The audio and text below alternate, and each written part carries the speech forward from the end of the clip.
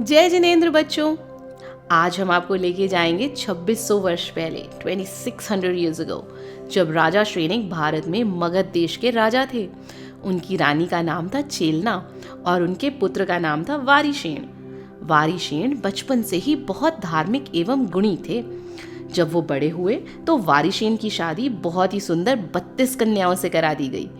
लेकिन इनके मन में तो बहुत ही वैराग्य की भावना थी, तो उन्होंने मुनि दीक्षा ले ली और दृढ़ता से पक्के तरीके से मुनिचर्या का पालन करने लगे। एक दिन मुनि वारिशेन विहार करते हुए उनकी नगरी में पहुंचे। वहां उन्हें उनका बचपन का मित्र मिला पुष्पडाल। वो बहुत धार्मिक था और उसकी एक पत्नी भी थी। पुष्पडाल ने मुनि महाराज को भक्ति भावपूर्वक आहार करवाया और विनयपूर्वक विहार के समय उनके साथ वन में कुछ दूर चलने लगे। मुनि वारिशेन ने सोचा, जैसे मैं अपनी आत्मा के कल्याण के मार्ग पर लगा हूँ, ऐसे ही मुझे अपने मित्र की, अपने फ्रेंड की भी हेल्प करनी चाहिए, उसे भी कल्याण के मार्ग पर लगाना चाहिए। बहुत दूर चलने पर पुष्पडाल सोचने लगे कि मुनिराज बोलें तो मैं वापस जाऊं, लेकिन मुनिराज तो उन्हें वापस लौटने को कह ही नहीं रहे। तो उन्हें चिंता होने लगी।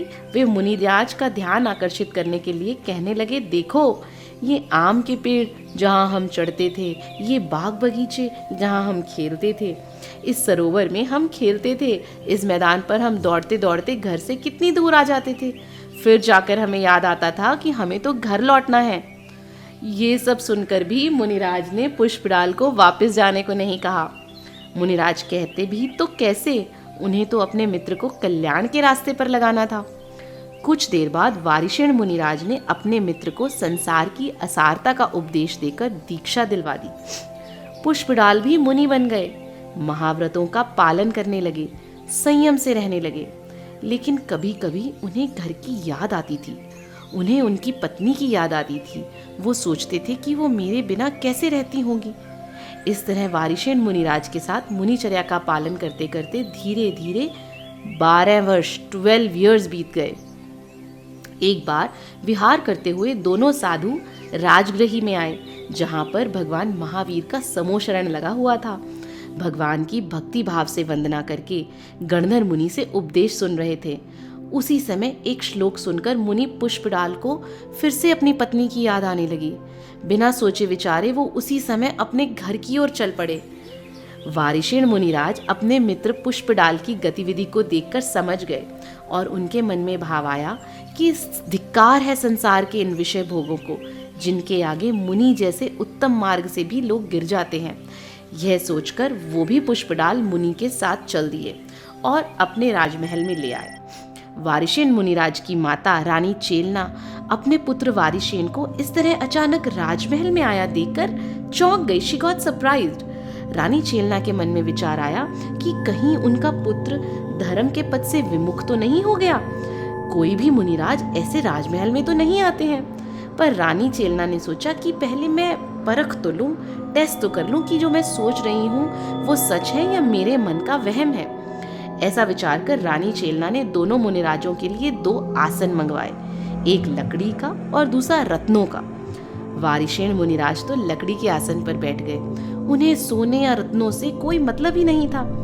यह देखकर रानी चेलना का मन संतुष्ट हो गया कि उनका पुत्र तो अभी भी वैराग्य के मार्ग पर ही चल रहा है। वारिशेन मुनिराज के आने पर उनकी बहुत ही सुंदर 32 रानियां भी मुनिराज के दर्शन करने के लिए आईं। उनकी सभी रानियां एक से एक सुंदर थीं, रूपवती थीं। राजमहल का अद्भुत वैभव और अत्यंत रूपवती 32 कन्याओं को देखकर पुष्पडाल मुनि तो आश्चर्य में पड़ गए। ये सब देख वारिशेन मुनि पुष्पडाल मुनि से बोले, हे मित्र, तुम्हें अभी भी इस संसार से मोह है तो तुम यहीं रुक जाओ और इस धन संपत्ति को स्वीकार करो, इसका उपभोग करो, इसे यूज करो। यह सुनकर पुष्पडाल मुनि को बहुत रिग्रेट हुआ, बहुत पछतावा हुआ। उन्हें समझ आया कि इतना राज वैभव, ऐश्वर्यवान राजकुमार होकर भी वारिशेन सभी लोभ का त्याग कर कर मुनिराज बने हैं और अपनी आत्मा को शुद्ध करने के लिए कठोर तप कर रहे हैं। मुनि पुष्पडाल ने अपने इस कृत्य के लिए बहुत क्षमा मांगी, फॉरगिवनेस मांगी और सारा मोह त्याग कर वैराग्य के पाथ पर आगे बढ़ने लगे। तो देखा आपने कैसे वारिशेन मुनिराज ने अपने मित्र पुष्पडाल को धर्म के मार्ग पर लगाया। अगर हमारा भी कोई मित्र साधर्मी भाई धर्म के मार्ग से हटने लगता है तो उसे प्रेम पूर्वक फिर से धर्म के मार्ग पर लगाना चाहिए, उसकी निंदा चुगली नहीं करनी चाहिए। यही तो कहलाता है स्थितीकरण अंग। जय जिनेंद्र।